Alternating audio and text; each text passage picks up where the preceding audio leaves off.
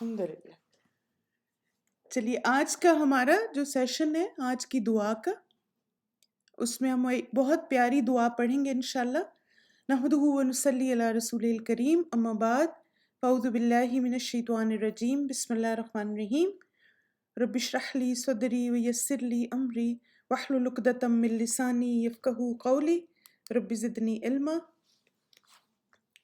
چلیے آج کی ہماری دعا یہ استاذہ نے دورہ قرآن 2014 کے 15 والا جو تھا، اس میں استاذہ نے ایک جز میں یہ دعا کروائی تھی، اور تب سے مجھے دعا بہت زیادہ پسند ہے اور میں اس کو پڑھتی بھی ایوری ڈے ہوں۔ اور چونکہ اس میں ایک بہت ہی میجر چیز ہے جس پہ فوکس کیا گیا، تو میں نے سوچا کہ رمضان بھی شروع ہونے والا ہے اور اس سے پہلے پہلے ہم ایسی دعائیں اپنی زندگی کا حصہ بنا لیں جو کہ ہمارے عمل کو خوبصورت بنانے والی ہے۔ یہ دعا ہے، اللہم متعنی بسمعی وبصری واجعلہم الوارث منی وانصرنی علی من یظلمنی وخذ منہ بثأری۔ اے اللہ، تو مجھے میرے کانوں اور آنکھوں سے مستفید ہونے کا موقع عطا فرما، اور ان دونوں کو میرا وارث بنا دے، اور مجھ پر ظلم کرنے والے کے خلاف میری مدد فرما اور اس سے میرا انتقام لے۔ اب اس کا دیکھ لیتے ہیں کہ نبی صلی اللہ علیہ وسلم نے اس کے بارے میں کیا کہا۔ ابو ہریرہ رضی اللہ عنہ سے روایت ہے کہ رسول اللہ صلی اللہ علیہ وسلم اس طرح دعا کیا کرتے تھے، فرماتے، اللہم متعنی بسمعی وبصری واجعلہم الوارث منی وانصرنی علی من یظلمنی وخذ منہ بثأری۔ اے اللہ، تو مجھے میرے کانوں اور آنکھوں سے مستفید ہونے کا موقع عطا فرما اور ان دونوں کو میرا وارث بنا دے، اور مجھ پر ظلم کرنے والے کے خلاف میری مدد فرما اور اس سے میرا انتقام لے۔ یعنی یہ نبی صلی اللہ علیہ وسلم کی دعاؤں میں سے ایک دعا تھی، سنن ترمذی میں آئی ہے اور حسن درجے کی حدیث ہے یہ۔ اس دعا میں ہم اللہ سبحانہ تعالیٰ سے کیا مانگ رہے ہیں؟ نمبر 1، اپنے کانوں اور سماعت سے وہ سنے جو مجھے فائدہ دے، یعنی وہ سنوں اپنے کانوں سے جو کہ مجھے فائدہ دے۔ اپنی آنکھوں سے وہ دیکھیں جو ان کا بہترین استعمال ہو۔ ان دو اعضاء سے وہ کام لیں جو میرے لیے صدقہ جاریہ ہو۔ اللہ تعالیٰ میری آنکھوں اور کانوں کو ہدایت حاصل کرنے کا ذریعہ بنا دے۔ آنکھیں اور کان جو ہیں نا، یہ دو میجر فیکلٹیز ہیں ایک انسان کو جو اللہ سبحانہ تعالیٰ نے دی۔ ان دونوں کا صحیح استعمال اٹ کین میک اس اور بریک اس، یعنی یا تو ہم ہدایت پا جائیں گے یا ہم گمراہی کی طرف چلے جائیں گے۔ جیسے آپ دیکھیے کہ مثلاً ہمیں ہدایت کیسے ملی؟ قرآن کو ہم نے سنا نا، قرآن کو سیکھا، اس کو اپنی زندگی کا حصہ بنایا۔ اب اگر ہم سنتے نہیں تو پھر کیا ہوتا؟ ہم کبھی بھی ہدایت نہیں پا سکتے تھے۔ ہم نے اپنے کانوں سے صحیح چیز کو استعمال کیا، صحیح چیز اس سے سیکھی۔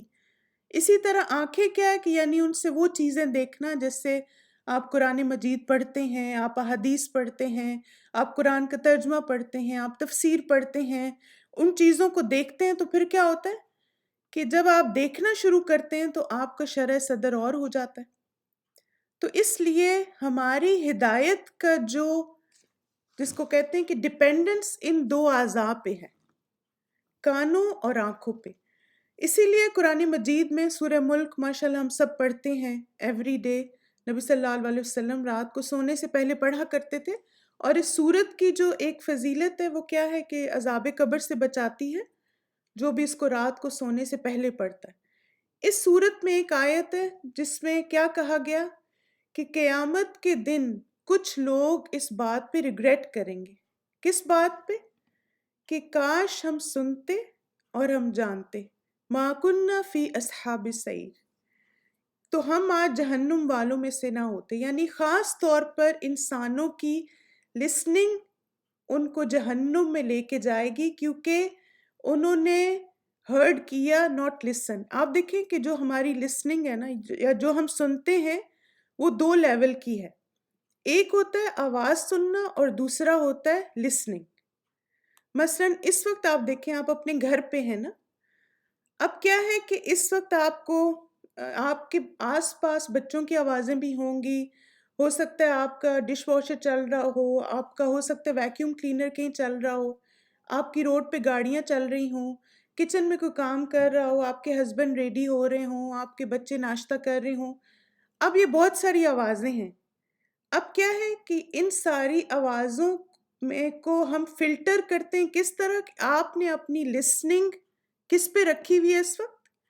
جو کلاس میں آواز آ رہی ہے. ایسا ہی ہے نا؟ یعنی باقی بیک گراؤنڈ میں تو بہت ساری آوازیں ہیں، لیکن آپ لسن کیا کر رہے ہیں؟ وہ جو آپ سننا چاہتے ہیں، جس کو آپ ایبزارب کرنا چاہتے ہیں. تو یہ دونوں یہ فرق ہے. ایک ہوتا ہے ہیئرنگ کہ صرف کانوں سے آوازیں ٹکرانا، اور ایک ہوتی ہے فوکسڈ ہیئرنگ جس کو ہم لسننگ کہتے ہیں. جب انسان کسی چیز کی لسننگ کرتا ہے نا، تبھی وہ اس چیز سے ہدایت حاصل کرتا ہے، تبھی وہ اس چیز سے فائدہ اٹھاتا ہے. اب آپ دیکھیں کہ ایسا کیوں ہوتا ہے کہ تھوڑی دیر کے بعد ایک اسٹوڈنٹ آ کے کہتے ہیں یہ سلائڈ پیچھے کر دیں، وہ کیا کہا دوبارہ ریپیٹ کر دیں. کیونکہ وہ ہو سکتا ہے کہ ادھر ادھر چلے جاتے ہیں، پھر وہ سن رہے ہوتے ہیں، کان تو ادھر ہی ہوتے ہیں نا ان کے کلاس میں کیا ہو رہا ہے. پھر انہیں یاد آتا ہے یہ تو بڑی اچھی کوئی بات انہوں نے کی، پھر وہ جلدی سے واپس آ کے کیا کہتے ہیں کہ ہاں اس بات کو ریپیٹ کر دیں. تو اس لیے ہدایت کے لیے کیا ضروری ہے کہ ہم لسننگ کو امپروو کریں. کیونکہ آپ دیکھیں کہ قرآن مجید میں جو اصحاب السعیر کی ایکوالٹی آئی سورہ ملک میں، وہ کیا تھا؟ لو کننا نسمع او نعقل. نسمع جو ہے نا سماعت سے ہے، یعنی ہم لسننگ کر لیتے، یعنی جو کہا گیا تھا تو ہم اس کی طرف توجہ دیتے، فوکسڈ ہمارا سننا ہوتا، تبھی ہم اس سے ہدایت حاصل کرتے. یہ چیز نا ہم اپنی زندگی میں اتنی زیادہ کرتے ہیں. جیسے آپ نے ایک اور ایگزامپل سے اس کو سمجھیں کہ ہمیشہ وہ بات ہمیں فائدہ دیتی جس کو ہم غور سے سنتے ہیں. ایک میں نے بہت اچھی کہیں کوٹیشن پڑھی تھی، انہوں نے لکھا ہوا تھا کہ we listen to reply, we don't listen to understand. اس بات کو دوبارہ سمجھیں. we listen to reply, we don't listen to understand. ہماری کمیونیکیشن کا بہت بڑا جو ایک جس کو کہتے ہیں نا کہ ڈرا بیک ہے، وہ کیا ہے کہ ہم دوسرے کی بات سنتے کہ اس کو مجھے جواب کیا دینا ہے. ہم اس لیے نہیں سنتے کہ ہم انڈرسٹینڈ کریں کہ وہ کہنا کیا چاہ رہا ہے. اسی لیے تو آپ دیکھیں کہ گھروں میں اور ہر لیول پہ ہماری جو ایک مس کمیونیکیشن ہوتی ہے، ہمارے ریلیشن شپس میں وہ اسٹرینتھ نہیں ہوتی. اس کی کیا وجہ ہوتی ہے کہ ہم سنتے ہیں اس لیے کہ جواب کیا مجھے اس کو آگے سے دینا. تو اسی لیے تو آپ دیکھیں یہ دعا کتنی ضروری ہے نا ہم سب کے لیے پڑھنی، اور اس کو یہ دعا مانگنی کتنی ضروری ہے کہ اللہ تعالیٰ ہمارے کانوں اور ہماری آنکھوں سے ہمیں وہ کام کرنے کی توفیق دے جو کہ ہمیں ہدایت پہ قائم رکھے، اور جو ہمیں زندگی میں ایک بہتر طریقے سے کاموں کو کرنے کی توفیق عطا فرمائے.